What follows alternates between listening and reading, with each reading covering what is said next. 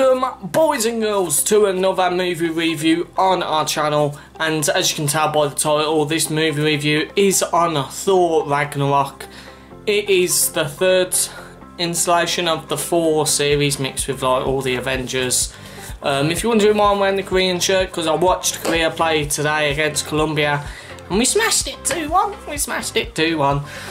Hopefully England will lose now against Germany. That'll be nice. But yeah, I did really enjoy this film. It is definitely one of my favourite Thors out of all three Thor films. This my favourite one, and I'd say it's up there with maybe my top 5, maybe top 5 or top 6, because I did really like it how they have brought it into the Guardians of the Galaxy sort of vibe of it all. But if you enjoyed this movie review, please hit that like button, it would be greatly appreciated. If you can have 15 likes to this review, that would be amazing. And if you're new to the channel, please hit that subscribe button and join the Titan Army today, because we are fast growing on the road to 800 subscribers, and hopefully we can hit it before Christmas. That would be amazing. So if you're new, please hit that subscribe button. And later on today I will have episode 3 of the Sunny Family Cult horror reaction. So, because you guys seem to be loving those reaction videos, all hitting past, I think episode 2 is nearly, I think it is past 200 views now, and episode 1 is just still growing. It's still nearly on 1,500 views now, which is mad. Just like, should I just turn into a reaction channel? Really? I don't know, because I like doing this different sort of content for you guys. But like I said, I'll say this in the top 5 of my favourite Avengers movies. I'm just going to quickly jump into like a plot summary of it, so it ruins nothing. Because if you're new to the reviews and you don't want the films to be spoiled, what I do is I speak about the film, try not to spoil anything, just talking about what I like that they added in it. And then I'll give my rating on the film, then I'll do a spoiler alert section. You'll know when it's in that, because I'll put like something up on the screen saying it's a spoiler alert. But yeah, I'm going to jump into the plot, just a small summary of the film, and then I'll see you guys back here. Thor is imprisoned on the other side of the universe and finds himself in a race against time to get back to Asgard to stop Ragnarok. That is the destruction of his homeworld and the end of Asgardian civilization, at the hands of an all-powerful new threat, the ruthless Hela. That is mostly just the plot, what's happening and all the stuff like that. Ragnarok, it is like, I think it's an actual thing in Greek mythology that all happens when it's just a massive like Armageddon. It's just where everything is destroyed.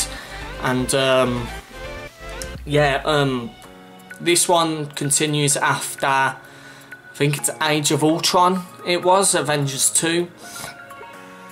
Which is pretty cool, because we didn't see Thor in Civil War, which was really good. So it's taken a big jump, like it's in position of Age of Ultron to Infinity War, so he's got his own like little time space where he's a god. He can go from anywhere, he is a god. But yeah, after Age of Ultron he goes to look for Infinity Stones. And he talks about that at the start of the movie, and he's caught up in like this massive chain like you see in the trailer. Yeah, how it all happens, or how they've had it, Hela, which is his sister, I think it is. She's played, I can't remember her name now, what was her name? Yeah, because Chris Hemsworth is obviously going to come back as Thor, because he's an absolute beast. Tom Hiddleston's back as Loki, which I really like. I do like Loki because he is such a snake. Cate Blanchett, who plays Hela, she played Lord of the Rings. I think she did play Lord of the Rings. Yes, she did. So I knew it was her. She's the one who goes all bloody crazy when she touches the ring, like ah! And Frodo's just like, oh, who are you? But yeah, she played a really good villain in this movie. But like I said at the start, I liked how they brought the Guardians of the Galaxy feel with this. How they've gone on a new planet. You just got that massive Guardians of the Galaxy feel, which to me, I think Guardians of the Galaxy is changed the whole Marvel universe for me, because you just expect it to be on Earth with like Iron Man, and yeah, you have Thor, who was a god. But Guardians of the Galaxy took it that bit step further with other planets and mix it all in.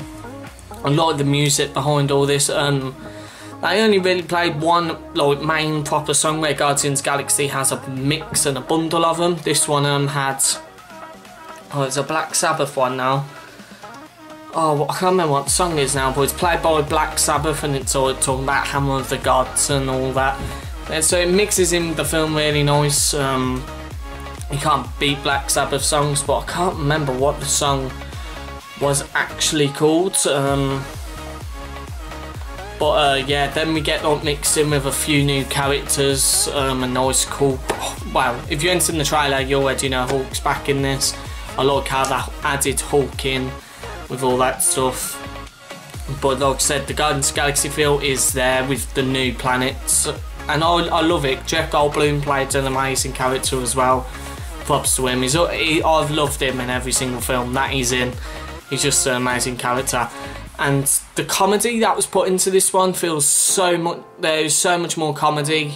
I'd say this is just underneath Guardians of the Galaxy with comedy, because we didn't have a lot of that back in like the old Marvel films until like maybe Iron Man 2 is when the comedy started coming into it a bit. Then after Avengers they added a bit more, which I enjoy the comedy because it is cool. To me, Guardians of the Galaxy is my favourite Marvel film, so I'm going to love the comedy in every single one. But yeah, the music goes with it, the action's there. And just seeing Thor do different stuff, I'm going to get more into that in the spoiler section. But yeah, Thor's different in this one, which I really did like. Because you see a different side to him, you're saying, oh, so he doesn't need that and that. And yeah, a lot of people kicked off when they cut his hair. I was like, oh, he cut his hair himself, but then you find out in the film who cut it. And then you're like, oh dear. But that seems really funny. Yeah, and to me, I think these Marvel films are just gonna get better, because the money they're making from these films is really good. Yeah, because I wasn't too keen on the Dark Worlds, and I thought this one, hopefully this one can bring it back a bit, but they've absolutely smashed it out the window. Well, you can't even say the CGI, because Marvel films are amazing with CGI. But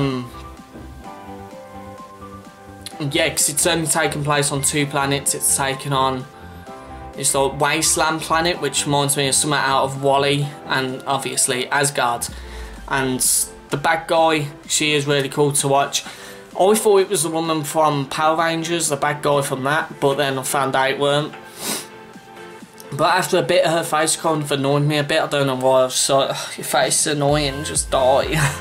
But yeah, I really did enjoy this movie. I'd say it was up there with maybe my top 5 favourite films.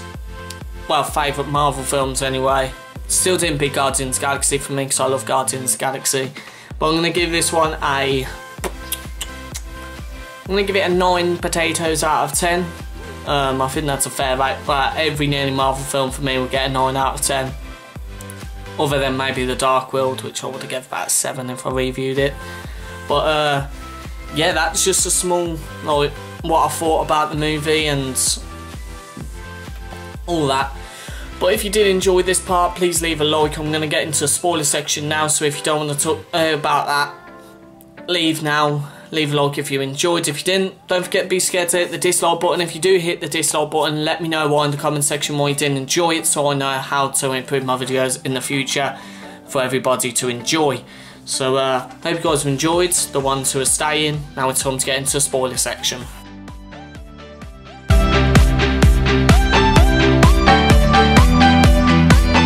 Right then guys, if you're still here, this is the spoiler section of the movie.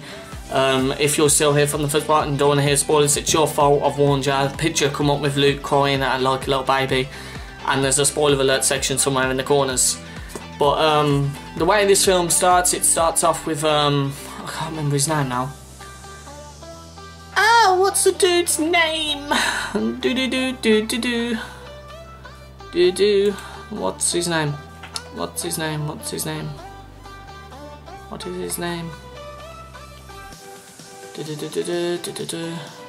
Suther. He gets caught up with Suther, who he is the bloke who starts Ragnarok. He needs the Eternal Flame, which obviously locked away in Asgard. Apparently if his crown touches the Eternal Flame, he turns into this massive monster bigger than a mountain, and he absolutely goes crazy and just destroys everything he sees, which is obviously he wants to destroy Asgard.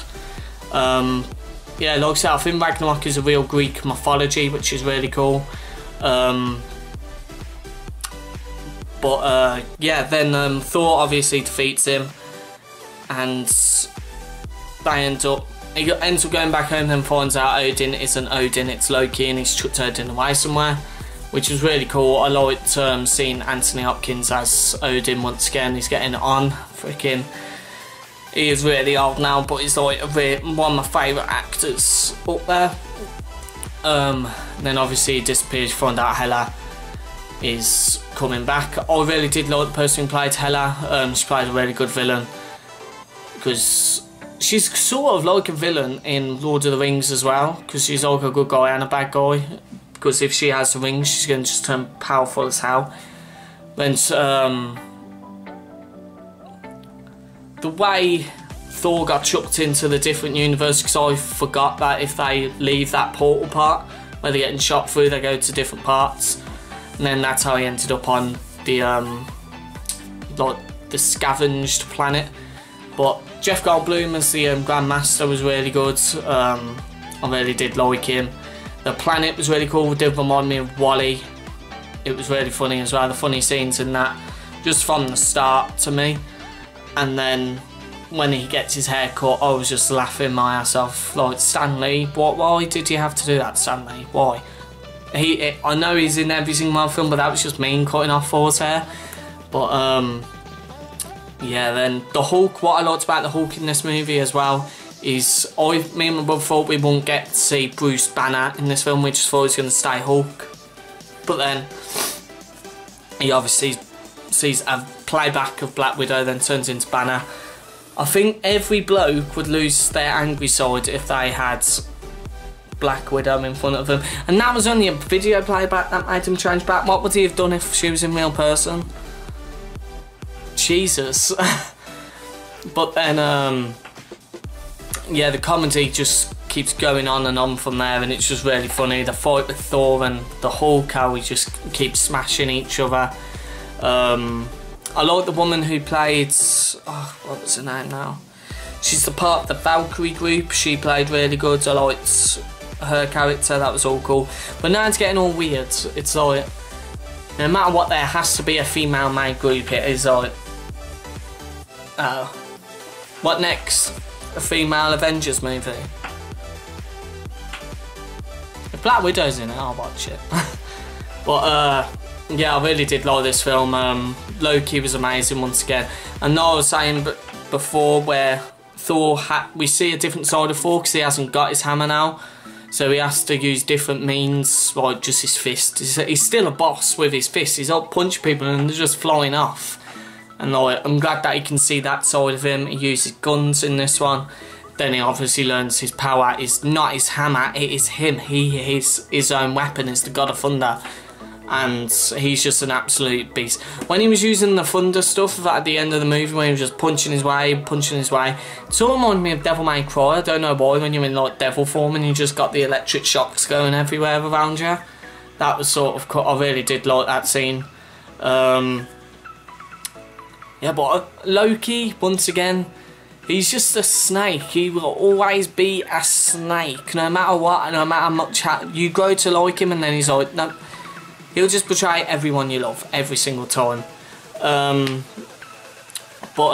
then obviously, like, the only way to kill Hela, because she's the goddess of death, is to obviously cause Ragnarok.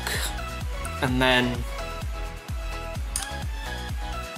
because you find out Asgard, to everybody, it isn't the place, it is where the Asgardians choose to call home. and I find that really cool. You don't class the place as Asgard, it is wherever you move to. It was sort of like how Vikings, like Thor is part of Vikings, isn't it? So Vikings have, no matter where they move, they just class it as home. So if that home gets destroyed, they just call that home the same place wherever they move. So they have to cause Ragnarok to kill Hela. Why do I keep going to say Helena? It's Hela.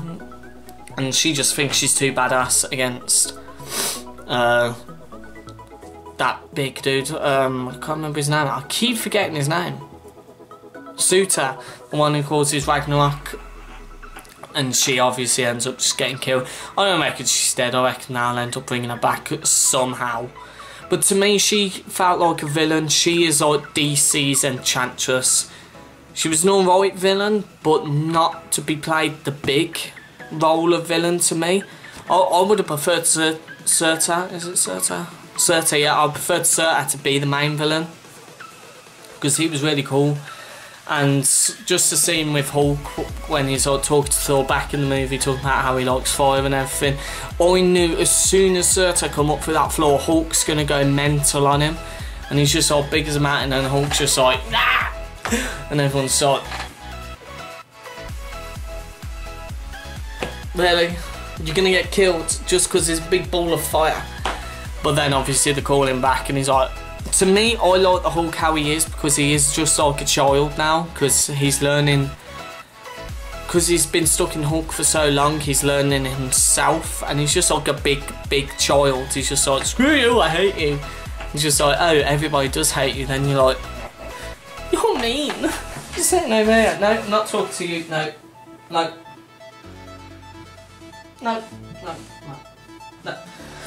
But yeah, I did really like this film. It was, the comedy in it was great, the action was great, the storyline was great. But like I said, with Hela, to me, she didn't seem like the biggest villain out there.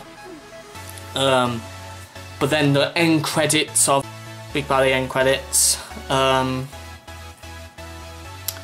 had one where it was, you see Loki and Thor speaking to each other, talking about should the bait be on Earth. Then this massive ship just pops up, and to me, what I thought instantly, the ship looked like, what's the dude, the main bad guy from Guardians of the Galaxy 1, like the purple dude, his ship, how it used to bend, like, and everything, how it used to, like, how it was like a thin, small, turny ship. It looked like sort of that, and when I saw that, I was like, oh, it's him. But then I was like, oh, Dan, he's dead. And then I was like, could they have just stumbled upon Infinity War in the end of this one? Because you see Doctor Strange at the start of this movie, which is pretty cool as well. I love Doctor Strange. And then, so what I'm thinking is maybe they have just stumbled upon the start of Infinity War, where Thanos is obviously the badass, which I cannot wait for. I just want to see Thanos kick some ass, because if he gets his ass kicked in the first episode, that's stupid. I mean, he's meant to be the strongest bloody being in the galaxy. So I reckon they've just stumbled upon the Infinity War. Then you had to wait to the end of the credits, and there was a small scene with the Grand Master, just talking about how everyone done a good job with the Revolution. So whether he's getting overthrown or he's just going back into his spot, because he was the first guy and they all love him. But we'll see how that goes. He sort of reminded me of the Collector in a sort of way from the Avengers. Not Avengers. No, he's in all of the Marvel films somehow, but you mostly seen him in Guardians of the Galaxy, the one who they were selling the orb to. He sort of reminded me of the Collector a bit, and that's really, really cool. But I really did love this film, and like I say, I'll give it a 9 out of 10 every single day of the week. But I hope you let me know, guys, what was your opinion on this movie. I'm not going to be, I don't force these reviews out expecting you to like them. It's just in my opinion. It's like when I've done Jeepers Creepers 3, I said it was just my opinion. You guys could love it, hate it. It's the same with this, but a lot of people don't hate Marvel films unless you're a DC fan. I think the next film that's coming out, like DC or Marvel, I think it's Justice League. I'll give it a watch, just for Wonder Woman. Now, I really want to see Aquaman, how Aquaman's played out. He looks really, really cool. I do like Jason Momoa as Aquaman because I loved him in Game of Thrones, because he was one of my favourite characters in Game of Thrones before they killed him off as Khal Drogo. And then yeah, let me know guys what are your opinions on this movie in the comment section. Please hit that like button if you enjoyed. Like I said, if you didn't enjoy it, don't be afraid to hit the dislike button. Just let me know why you didn't enjoy it, and then I can improve in the future. So yeah, don't forget to hit that subscribe button as well. Turn on that notification bell also, because I will have a episode 3 of the Sunny Family Cult reaction out also later, so make sure you stay tuned for that by turning on that notification button. But I'll be dominating Spud. I love you, Potato Manami. Like always, don't forget to stay starchy.